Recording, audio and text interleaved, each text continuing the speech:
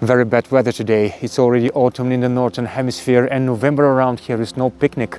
Perhaps you can already see the rain and it's about to get stronger. It's also starting to get windy, but that's not what I came here to talk about. What I do wanted to talk about though is that there is a new gun scope that caught my attention. It's lightweight, it's compact, and it seemed like a very suitable option for my Huben GK1 carbine. I present to you the Valiant Themys 10x32 compact.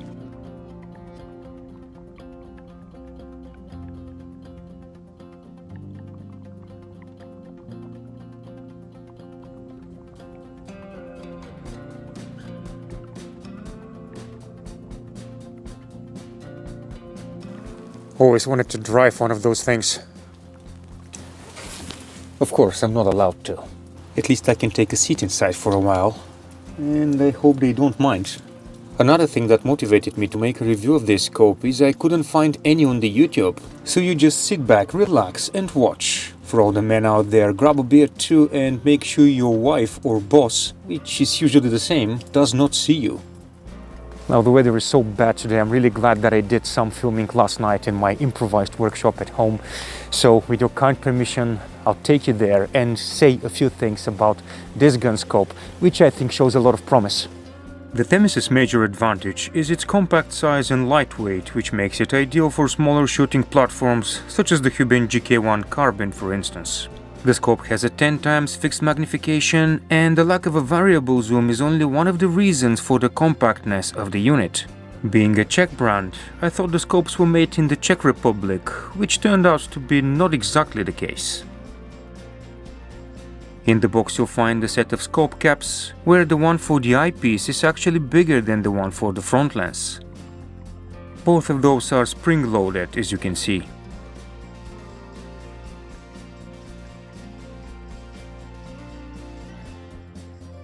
There's also a key for resetting the turret caps, a lens cleaning cloth, a 1mm Allen key for the zero stop dial, a manual in Czech and English, and a card providing detailed info on the reticle of the scope.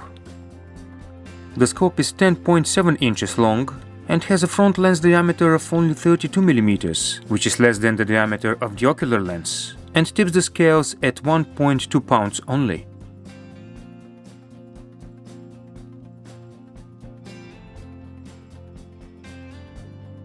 The eyepiece has a wide diopter adjustment range of -2.5 to +2.5.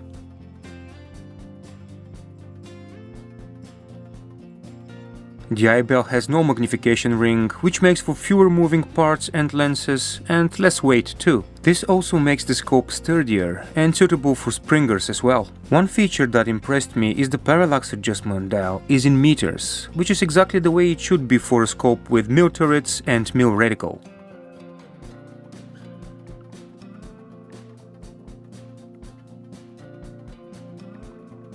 The cap of this dial is purely decorative and there is no battery compartment inside, as the Themys has no reticle illumination. Like I already said, both windage and elevation turrets are in mil radians and are zero resettable. To reset the zero, you can use a coin in case you have forgotten to bring the supplied plastic tool with you. I could find no elevation range stated on the manufacturer's website, but it looks like there is plenty. It's obvious that a full rotation is 6 mil radians, and there are clear indications on both the turret cap and the scope tube below it, showing how many turns you've dialed. Precise clicks and clear and audible too, speaking of a quality that's usually common for scopes of a much higher price tag.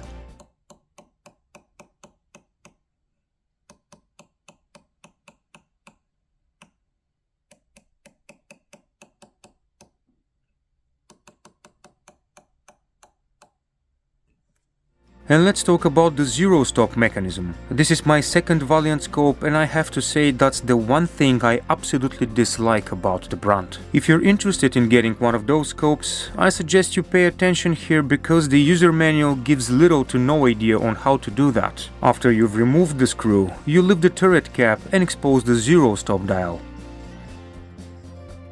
It's held in place by 3 screws which you have to unscrew with the supplied 1mm Allen key.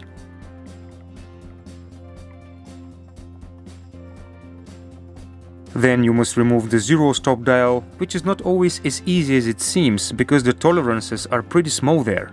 After you've done that, you're free to rotate the turret in both directions so that you can zero in your rifle. There are two tiny bolts which act as stopping pins. One of them is on the bottom side of the zero stop dial and the other one is located on the turret base. When replacing the zero stop dial, you need to make sure they are next to each other so that they can engage and act as a zero stop. The one on the dial goes to the right of the one on the turret base.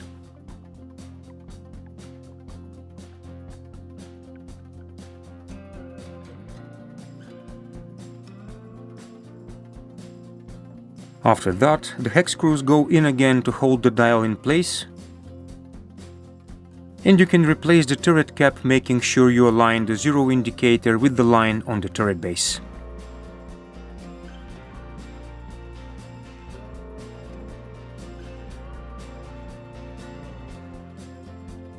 Also, make sure you hold the turret cap firmly while tightening the top screw. The result is you can rotate the elevation turret counterclockwise to dial for distances longer than your zero, but you cannot rotate it in the other direction because the two pins touch and block the turret. But like I said, I'm not a fan of this zero stop mechanism, so I decided to remove the zero stop dial entirely and thus enjoy the possibility to rotate the elevation turret in both directions. And before we try to shoot some pests, I think most of you know who Steve from the Airgun Evolution channel is. In case you don't, do check out his content.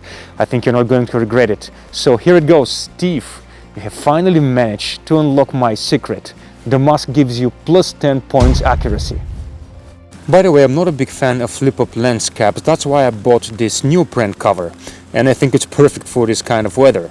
Valiant say that it's universal for all their scopes, but in my opinion it's a bit too big for the Themys. So much so that it can cover even some of the very compact Huben GK1.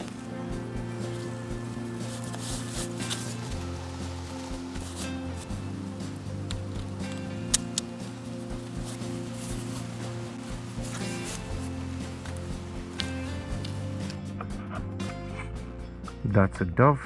34 yards away.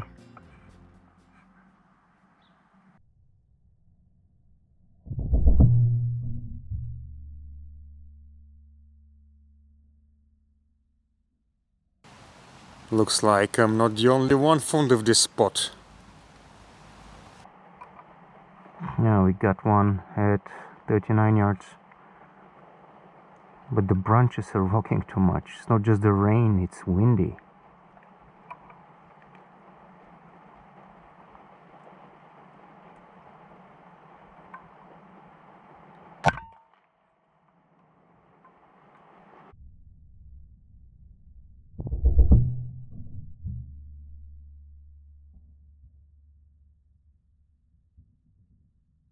This small circle is there because the reticle has been designed with hunter field target competitions in mind. I can't say I'm sure what exactly it does, but it has something to do with determining the range to HFT targets, as the diameter of the circle should fit the diameter of the impact zone on an HFT target at a certain distance. I'm sure those of you competing in this discipline will leave some well-informed comments to this video, explaining the purpose of this feature much better than I just tried to. That's another dove. Insane angle, 45 degrees. Distance is 36-37 yards. 1 mil hold under.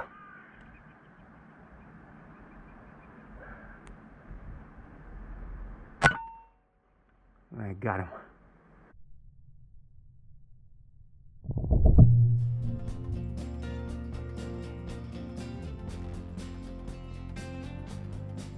I admit it was pretty slow at my permission that day. Not just because we've caught pest birds there for like forever, but also on account of the bad weather. But you guys stay tuned because there's more of the GK1 and the Themys coming soon and other interesting stuff too. Cheers and see you really soon.